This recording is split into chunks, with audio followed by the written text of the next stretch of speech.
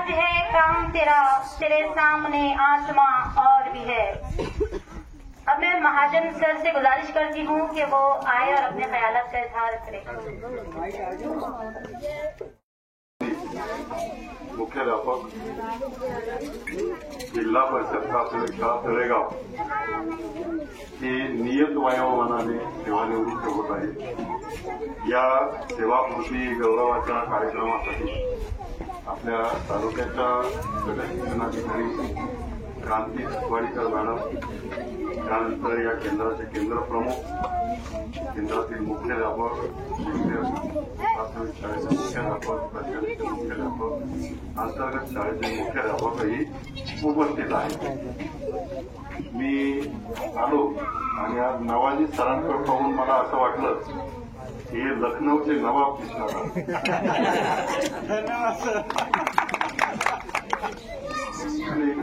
त्यांच्याकडे पाहून त्यांची सेवानिवृत्त होत आहे असं खूप कुठं जाणवत नाही त्यांच्याकडे, बरोबर आहे ना? असो 2019 मध्ये तळेगाव जे गाव आहे ते फुलंब्री तालुक्यात समाविष्ट झालं। म्हणजे फुलंब्री तालुका अनेक तालुक्यांचा मिळून झालेला तालुका आहे। त्यामध्ये औरंगाबाद तालुक्यातली काही केंद्र होती, सिल्लोड तालुक्यातलं काही केंद्र होती, कन्नड तालुक्यातली काही गावं होती आणि आता भोकरदन तालुक्यातली सुद्धा काही गावं, असं मिळून आपला तालुका तयार झालेला आहे। सुरुवातीला आपण पिरबावड्यापर्यंत जायचो, पिरबावड्यापर्यंत आपली हद्द होती। त्याच्यानंतर हे सगळं माझ्या समोर झालेलं आहे बरं का, मी साक्षीदार आहे त्या गोष्टीला। पिरबावड्याच्या नंतर आम्ही साखळी कोलतेपर्यंत आलो, साखळी कोलते समाविष्ट झालो आणि त्यानंतर मग तळेगाव समाविष्ट झालं। आम्हाला असं वाटलं एक शाळा येईल, पण तळेगाव आलं, तळेगावाबरोबर 9 शाळा आलो फुलंब्री तालुक्यामध्ये। ते हँडवर्क करण्यासाठी मी चालू होतो, हे गाव हँडवर्क केलेली आणि याचे साक्षीदार जे आहेत या एवढ्या 9 शाळेमध्ये फक्त हे 2च लोक इकडे आले होते, बाकी सगळे तिकडे गेले, बरोबर आहे ना? ते एक सर आणि हे एक सर, त्या 9 शाळेमध्ये हे 2 जण इकडे आले आणि आश्चर्याची गोष्ट तुम्हाला अशी सांगतो की बदनापूरच्या व्ह्यूवर सुद्धा माहित आहे की किती गावं जाणार होती। भोकरदनच्या गट शिक्षणाधिकाऱ्यांना देखील माहित नाही की या तळेगावाबरोबर किती शाळा जाणार। मग मी इथं आलो एक दिवस, इथे कोणी तिकडचे केंद्र प्रमुख होते आणि पठाण सर, मग पठाण सरांनी आम्ही बसूनच इथं किती वाड्या आहेत, किती वस्त्या आहेत, किती गावं या तळेगावाला जोडलेली आहेत याचा आम्ही बसून एक आराखडा तयार केला आणि आराखडा तयार करून ही माहिती आम्ही भोकरदनच्या व्ह्यूला पाठवली। म्हणजे आश्चर्य बघा तुम्ही, माझा तालुका नसताना हे आम्ही तयार केलंय आणि या सगळ्या वाड्या वस्त्या ज्या आहेत तिथल्या त्या वाड्या वस्त्या आम्ही 2019 मध्ये तिथे समाविष्ट करून घेतल्या दोघांचं। त्यामध्ये नवाजी साली पण इकडे आले होते। नवाजी सालीचा स्वभाव अतिशय नम्र, एखादं काम सांगितलं की ते हिरवीनं करणार। मला त्याच्यापेक्षाही, त्यांच्या रंगापेक्षाही त्यांचं काम मला अधिक आवडायचं। मित्र हो, हे सृष्टीचं चक्र आहे, दिवस उगवतो आणि दिवस मावळतो देखील। पृथ्वी स्वतःभोवती फिरते, 24 तासामध्ये एकदा फिरते, एक दिवस होतो। स्वतःभोवती फिरता फिरता ती सूर्याभोवती पण फिरते आणि अशी 365 वेळा फिरली की एक वर्ष तयार होतं आणि 58 वेळा यांच्यासाठी पृथ्वी फिरली आणि आज वयाच्या 58व्या वर्षी ते सेवानिवृत्त होत आहेत। अशी जी पृथ्वी जी आहे तुमच्या आमच्यासाठी सुद्धा शेवटच्या 58व्या वर्षापर्यंत फिरत राहावं अशी कामना करतो। आणि मित्र, सेवानिवृत्ती म्हटलं की हे होणारच आहे। मी तुम्हाला म्हटलं की दिवस उगवतो मावळतो, तसं नोकरीचा पहिला दिवस असतो तसा नोकरीचा शेवटचा दिवस पण असतो। मला आठवतं नोकरीचा पहिल्या दिवसाची हुरहुर असते माणसाला. मी औरंगाबाद जिल्ह्यामध्ये प्राथमिक शिक्षक म्हणून जिल्हा परिषदेला नोकरीला लागलो आणि आमच्या काळामध्ये 1,000 लोकांच्या ऑर्डर निघायच्या. तिकडे सगळं माहिती, तिकडे सरांनी मी सोबतच नोकरीला लागलेलो आहे. 1,000 लोकांच्या ऑर्डर. मला असं वाटतं तुम्ही मी एकदाच वेळी झालेलं आहे का 89 हा 89. तर एक ऑर्डर 2-4 दिवस सुट्टी आली, जॉईन होतोय ना. म्हणजे त्या 2 रात्री मला झोप नाही आली. तुम्हाला सांगतो आपल्याला आता जॉईन व्हायचंय. त्याचं कारण काय असेल माहिती आहे का? ही उत्सुकता तर होती पण नोकरीची गरज पण होती. आणि एका कवीनं म्हटलंय की भाकरीचा चंद्र शोधण्यात जिंदगी बरबाद झाली. आम्ही भाकरीचा चंद्र शोधत होतो तेव्हा. संघर्षमय जीवन, वडील मजुरी करायचे माझे आणि अशा याच्यात मला नोकरी मिळाली. आणि नोकरी मिळाल्यानंतर माझ्या बापाला आणि माझ्या आईला मी कलेक्टर झाल्याचा आनंद झाला. नोकरी मिळालेली होती. अशी ही नोकरीची हुरहुर का असणार नाही की आपल्याला जायचं जॉईन व्हायचं, शिक्षक म्हणून काम करायचं. असं नोकरीचा शेवटचा दिवस पण आहे. आज नवाजी साली रिटायर झाले आणि मला आता त्यांच्यात दिसू लागलो ना मला. कारण 1.5 वर्षानंतर त्यांच्या जागेवर मी जाता फेटा घालून बांधणार बसणार. बरोबर आहे ना? हे सृष्टीचं चक्र आहे. आज हे आहे, उद्या मी आहे, परवा चिपाटेश्वर आहे किंवा ते सगळेच आहे. तुम्ही पण आहे त्याच्यामध्ये. पुढे आम्हाला स्वतः दया, कृपा, मेहरबानी असे शब्द आहेत. नवाजिश, नवाजिशचा अर्थ काय होतो माहिती कधी विचार केलाय का तुम्ही?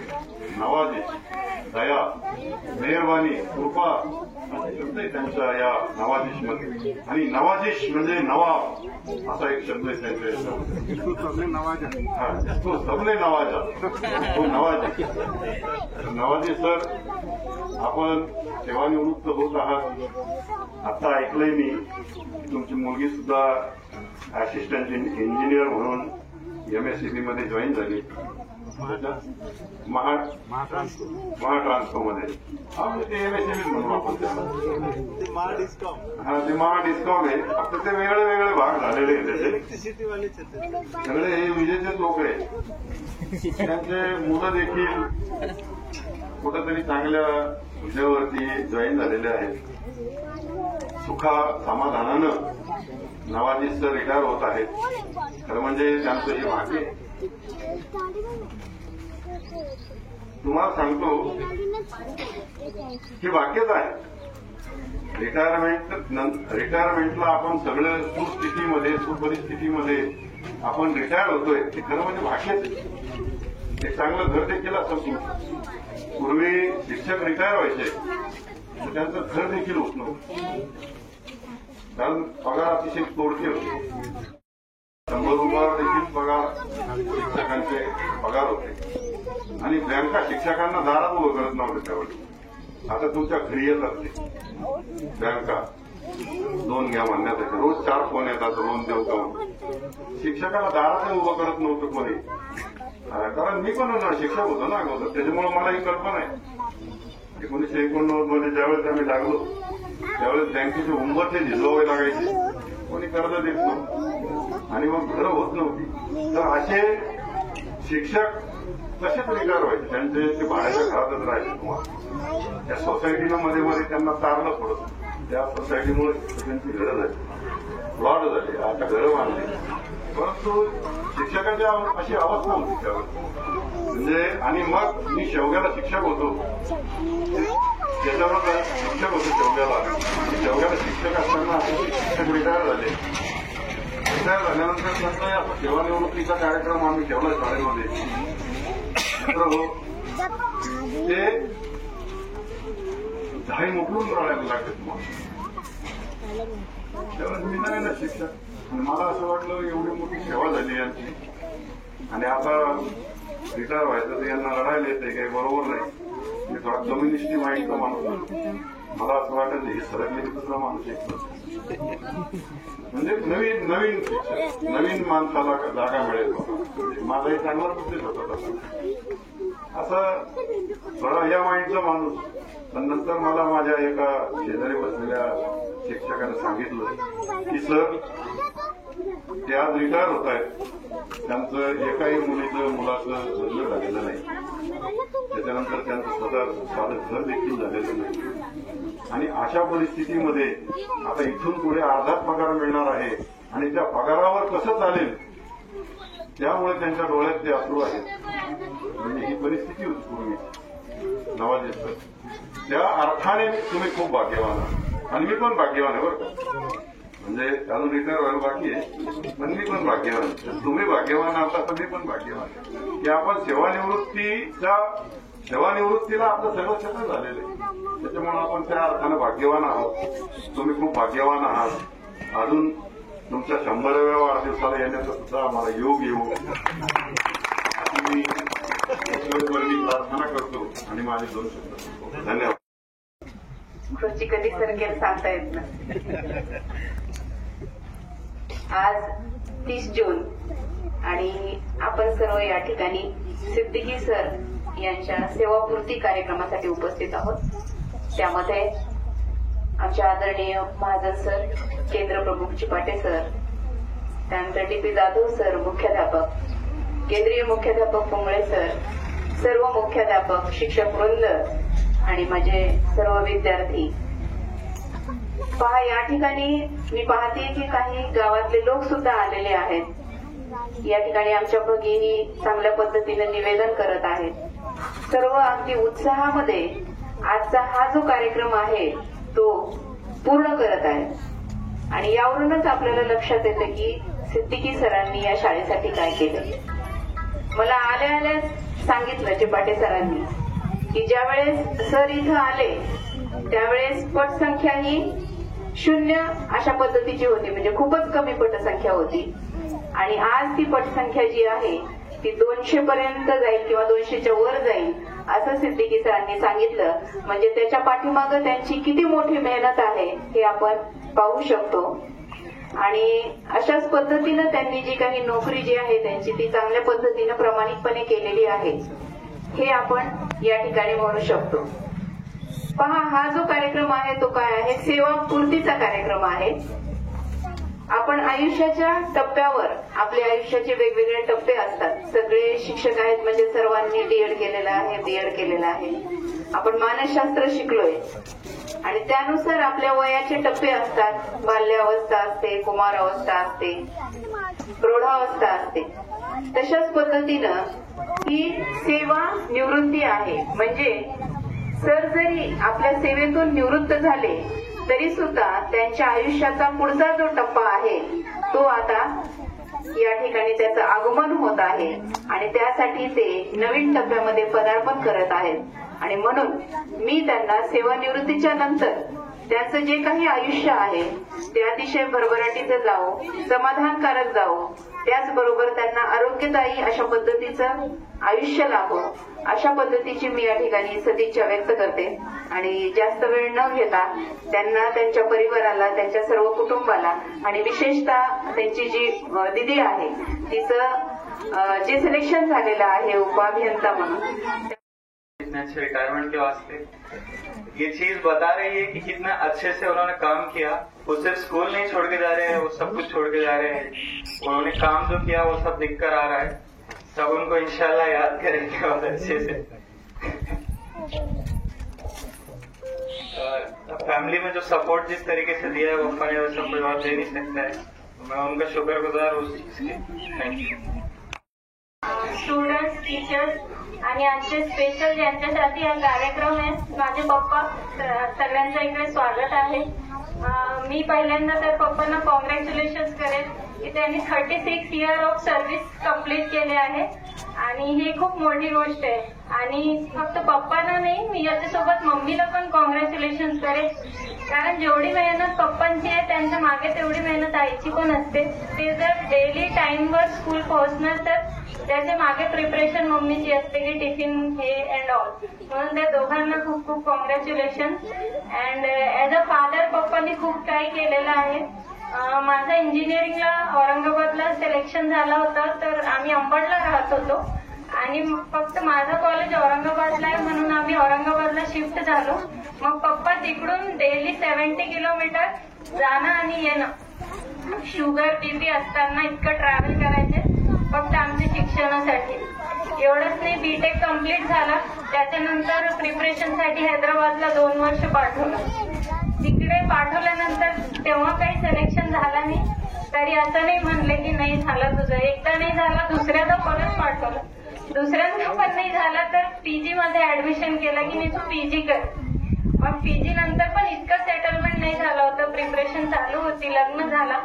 पण लग्नानंतर पण माझी एक्झाम होती, तर मुलगा होता छोटा, तर अभ्यास करायचा होता, मुलाला सांभाळायचा होता. तर ते एकटे इकडे राहायचे आणि माझी आई माझ्यासोबत राहायची. तर ते शुगर बीपी एव्हरीथिंग सगळं मॅनेज एकटं केलं त्यांनी. कधी 1-2दा त्यांचा बीपी पण खूप वाढला. तर शेवटी ज्या दिवशी माझी परीक्षा झाली त्याच दिवशी माझी आई घरी गेली आणि त्याच एक्झाम मध्ये माझं सिलेक्शन पण झालं. मी खूप थँकफुल आहे, मला असे पप्पा भेटले ज्यांनी एज्युकेशनला खूप सपोर्ट केला.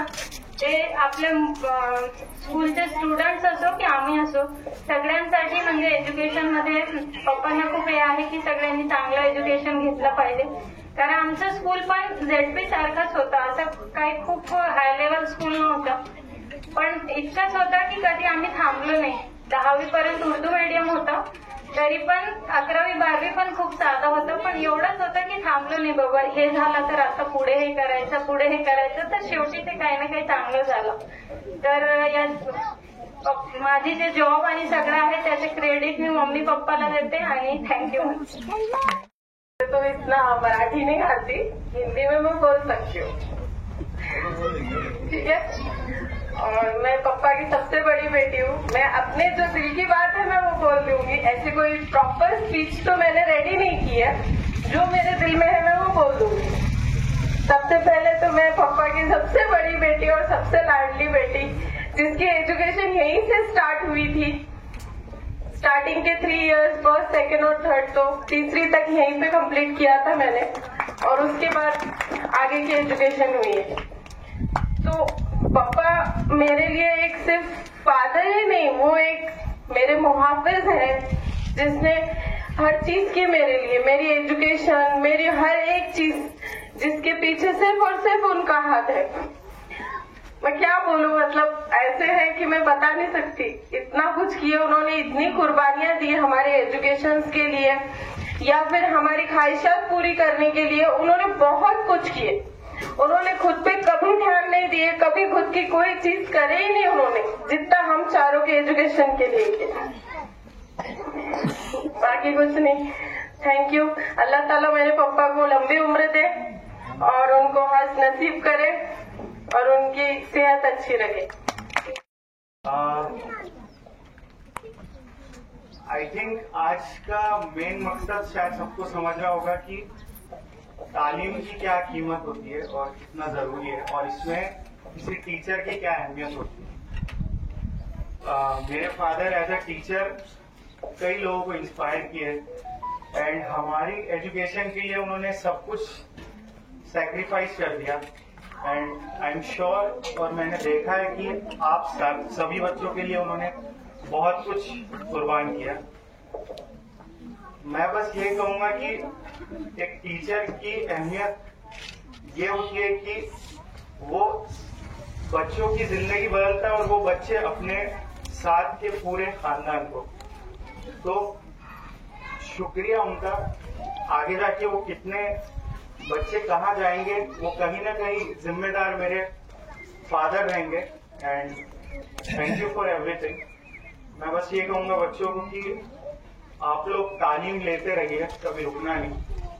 और मैं श्योर हूँ कि मेरे फादर भले ही रिटायर हो रहे हैं, पर हमेशा आप सभी के साथ आपकी हर कमी या आपकी कोई भी मदद के लिए रहेंगे. तो बच्चों के लिए तो मैं यही कहूंगा कि आप लोग तालीम लेते रहिए. बहुत शुक्रिया. ये दुआ करना के हम मकतब जहाँ भी हो, खुदा इनका